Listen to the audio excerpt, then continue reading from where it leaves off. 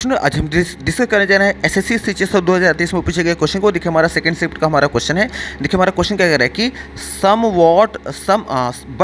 But what of the young people, कह रहा है कि लेकिन उन युवा लोगों का क्या, हुम आर पार्ट, जो कि हिस्सा हैं, किस चीज़ का हिस्सा है, ऑफ क्रिकेट क्राउड, मतलब क्रिकेट देखने वाली भीड़ का। तो कह रहे हैं उन लोगों का क्या, जो क्रिकेट देखने वाली भीड़ का हिस्सा बने हुए हैं वे लोग। अब कह रहे हैं कि सम ऑफ होम, उनमें से कुछ लोग तो जो हैं आर प्रिजम्बली का मतलब लिखे संभवतः है, उनमें से कुछ लोग तो संभवतः बॉर्न इंग्लैंड, उनका तो जन्म भी हुआ है इंग्लैंड में। ठीक, अब इसमें देखिए, इसमें जो ये लाइन जो दिया है किसी स्टेटमेंट कहीं से लिया गया है बीच से। मेन हमें ये देखना है कि ये सेंटेंस हमारा राइट है कि नहीं। तो आइए इस पर फोकस करते हैं। इस सेंटेंस को जानने से पहले थोड़ा सा एक पॉइंट हमें जानना पड़ेगा इस आंसर को समझने से पहले। सबसे पहले हु और हुम, याद रखिए कि रिलेटिव प्रोनाउन होते हैं। रिलेटिव प्रोनाउन जो होते हैं वो आपका सब्जेक्ट या ऑब्जेक्ट के साथ साथ सेंटेंस का कंजंक्शन का भी काम करते हैं। ठीक, अब इसमें हम इसको समझ लेते हैं। देखिए, अगर याद रखिएगा, अगर सेंटेंस में क्या आ जाए, वर्ब आ जाए, जैसे नीचे देखिए जो नोट किया गया है, अगर वर्ब के पहले आपको लगाना है तो वर्ब पहले हमेशा क्या लगाइए, हु लगाइए आप। ठीक, अगर मान लीजिए वर्ब के ठीक पहले लगाना है हु लगाएंगे, लेकिन वर्ब के पहले हुम भी लगा सकते हैं। कब लगाएंगे, अगर उसके पहले क्या आ जाए, ऑफ लगाकर कोई नाउन प्रोनाउन। इसका मतलब कोई नाउन प्रोनाउन आ गया, फिर ऑफ आ गया, तो नाउन प्रोनाउन और ऑफ के बीच में आप हुम लगाएंगे अगर वर्ब के पहले लगाना हो तब। इसका मतलब वर्ब के पहले हु लगता है, लेकिन वर्ब के पहले हुम तब लगेगा जब उसके पहले ऑफ लगाकर कोई नाउन प्रोनाउन आ जाए। ठीक, और तीसरी कंडीशन क्या है कि वर्ब के पहले अगर कोई क्या आ जाए, कोई नाउन प्रोनाउन आ जाता है, तो वर्ब के पहले नाउन प्रोनाउन आने के वजह से फिर आगे फिर हुम ही लगता है। ठीक, और बेसिकली हमें क्या करना है, इन दोनों पे फोकस करना है, क्योंकि यही दोनों से रिलेटेड हमारा क्वेश्चन है आगे।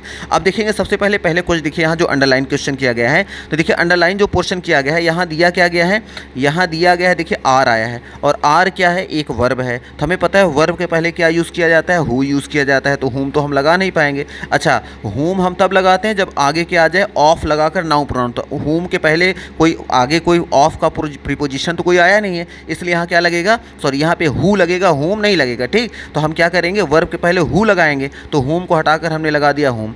दूसरी कंडीशन अगर ध्यान से देखें तो एक हु यहाँ पर भी आया है, लास्ट में देखिए नीचे ये आया है, यहाँ पर भी हु आया है, और हु के पहले क्या आ गया, आर। तो हमें पता है कि आर के पहले तो वर्ब के पहले तो हु लगाते हैं, लेकिन फिर हमने देखा प्रीपोजिशन ऑफ आ गया, प्रीपोजिशन के बाद सम क्या है, ये है एक प्रोनाउन। ठीक, अगर ये प्रोनाउन है तो हमें पता है कि ऑफ प्रीपोजिशन के बाद जो आता है, प्रीपोजिशन के बाद हमेशा याद रखिएगा ऑब्जेक्ट आता है, और हु होता है सब्जेक्ट, हु का ऑब्जेक्ट जो होता है वो होता है हुम। तो इसका मतलब कि यहाँ पे जो होगा हु ना होकर अब यहाँ पे क्या होना चाहिए, हुम होना चाहिए। इसका मतलब वर्ब के पहले हु लगता है, लेकिन अगर हु के पहले ऑफ आ जाता है तो फिर ऑफ के बाद फिर हु ना लगाकर हुम ही लगाना पड़ता है। तो ये दोनों कंडीशन हो गई। अब इन्हीं दोनों कंडीशन को मैच करते हुए हमें देखना है। तो अंडरलाइन में देखिए पहले क्या आना चाहिए, हु आना चाहिए, तो हु आ गया, और बाद में क्या आना चाहिए, बाद वाले में हु के स्थान पर हुम आना चाहिए। तो देखिए दोनों जगह पर हु आया है, तो हमें पता है कि पहले वाले पर हु होना चाहिए, और ऑफ प्रीपोजिशन है, प्रीपोजिशन के बाद ऑब्जेक्ट आना चाहिए, तो हु नहीं होना चाहिए था, यहाँ क्या होना चाहिए था, हुम होना चाहिए था, इसलिए ऑप्शन क्या हो गया,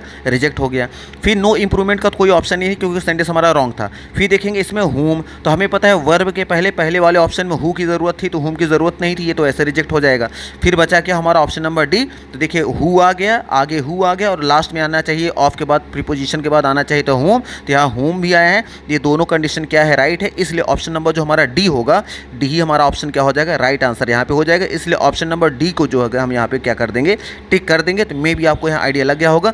अगर आपने रिलेटिव प्रोनाउन नहीं पढ़ा है कि हु, हुम, हुज, विच या दैट का रोल क्या होता है, उसको आपको देखिए डिटेल में पढ़ना पड़ेगा। फिर भी यहाँ जो भी इजी से इजी वे हो सकता था आपको यहाँ बताया गया। कम से कम आप ये जो 3 स्ट्रक्चर लिखाए गए हैं ना, इसको आप नोट कर लीजिए। इसी पर बेस अगर क्वेश्चन आ गया तो आप इजीली सॉल्व कर लेंगे अगर थोड़ा सा माइंड लगाएंगे तो।